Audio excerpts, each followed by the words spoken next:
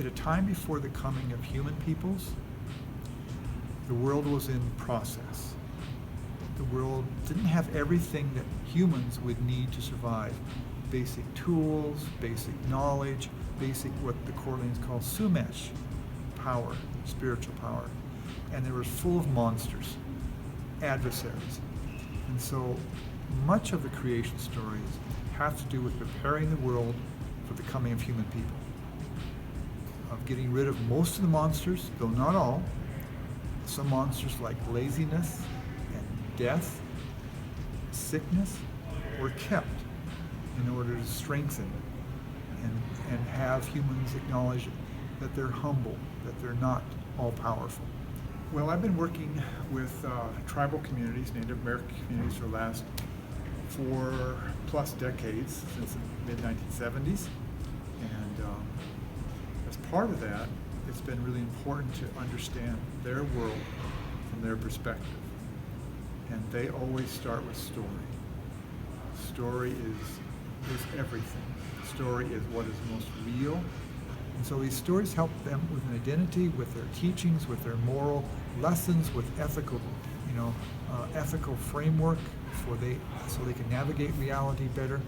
You see all these rock formations, and every one of those rock formations is full of stories, creation stories that are relived. So as you engage that landscape on a daily basis, the stories, the important moral lessons, the teachings in those stories are reiterated for you as you engage that landscape. But there's this general framework of shared that we're part of creation as human beings. We're not above it. We're not owners of it. And we're part of a world in which there are animal and plant peoples that are of equal value to us. That there's a humility about that and a kinship with all the creation. And we acknowledge that there's some sort of creator force. Anyway, he saw the world as a great wagon wheel. That there are many different spokes, different ways. Some of those ways include Hinduism, Buddhism, Taoism, Christianity, Judaism, Muslims, science, Indian ways. They're all separate spokes. They're all important. They're all equal.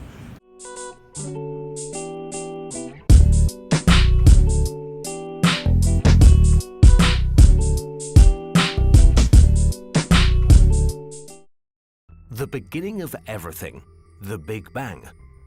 The idea that the universe was suddenly born and is not infinite. We can cover it in 2 words. Okay. Big Bang. Right now, the prevailing theory of how the universe came about is commonly called the Big Bang theory.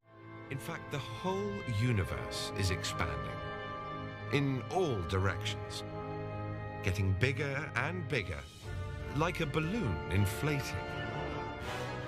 I admit this sounds strange, but to cosmologists, it's like winning the lottery.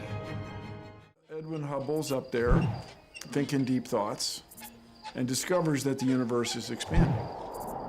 And then if you get to thinking about it, if the universe is expanding, it's expanding from a place, not from multiple places as far as he could tell.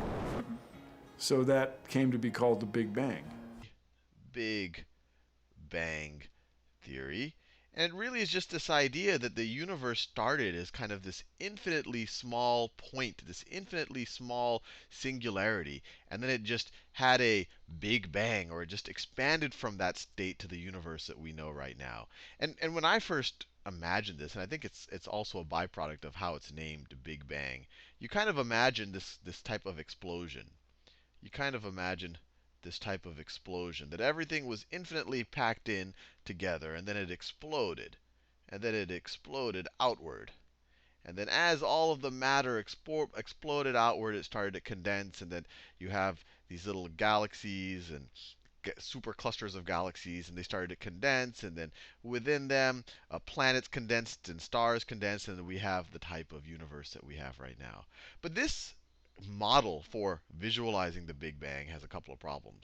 First of all, the Big Bang was not an explosion.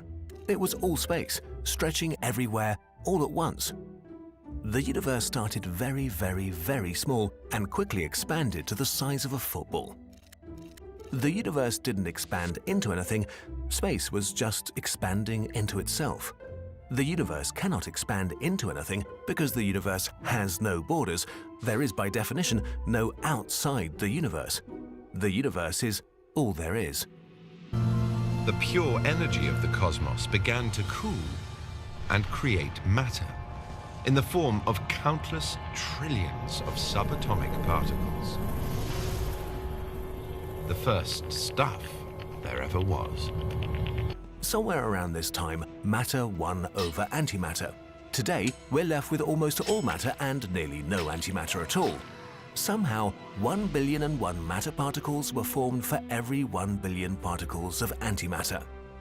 Instead of one massive ultimate force in the universe, there were now several refined versions of it acting under different rules. The universe that we know, that we can observe, must have all been in one place for a moment. And now it's spreading out all over the place, and it's accelerating out all over the place. And do you know why it's accelerating all over the place? Gravity? Nobody knows. So it's quite simple, really. Follow the clues, and we can deduce that a very long time ago, the universe simply burst into existence. An event called the Big Bang.